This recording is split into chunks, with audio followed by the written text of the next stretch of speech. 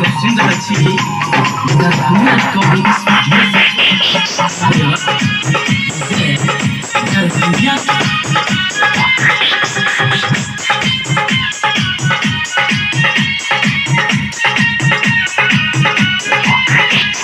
DJ Sumit Satish Rehman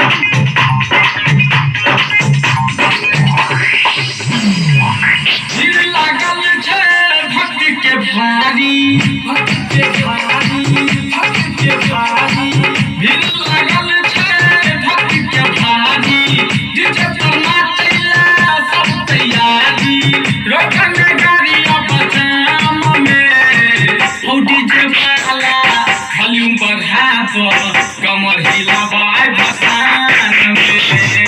ओ DJ वाला volume बढ़ा पर कमर हिलाबाय भसान में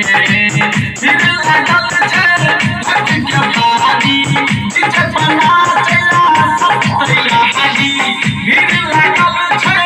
भक्त के भारी डीजे बना चला सब तैयारी रोका ना गाड़िया बचाम डीजे वाला वॉल्यूम बढ़ाब कमर हिलाबाय भसान में ओ डीजे वाला वॉल्यूम बढ़ाब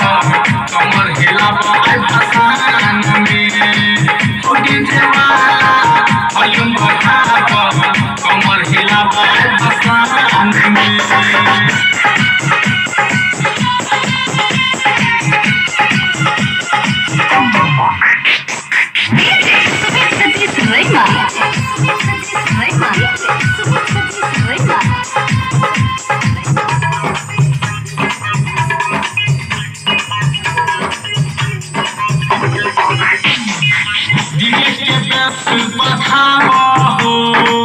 मैया के गीत बजाबो मैया के गीत बजाबो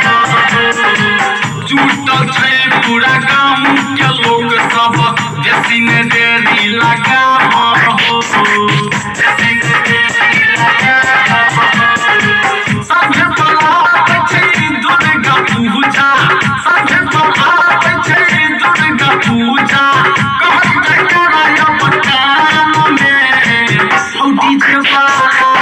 वॉल्यूम बढ़ाब कमर हिलाबाय भसान में ओ डीजे वाला कमर हिलाब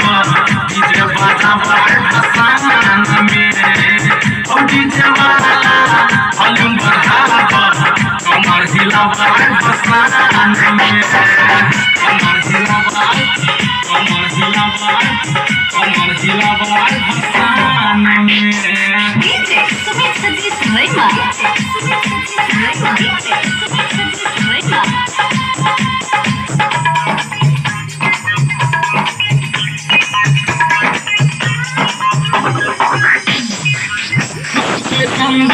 खाई हो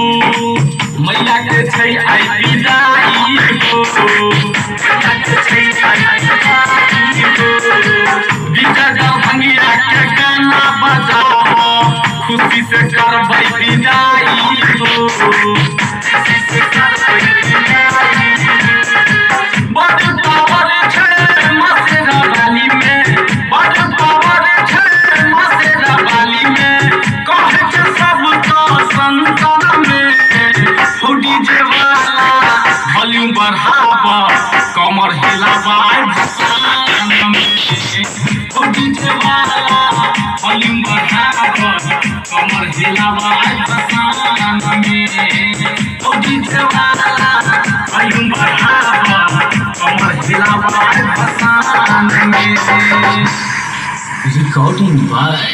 दरभंगा रिकॉर्डिंग स्टूडियो मेघोल मधुबनी।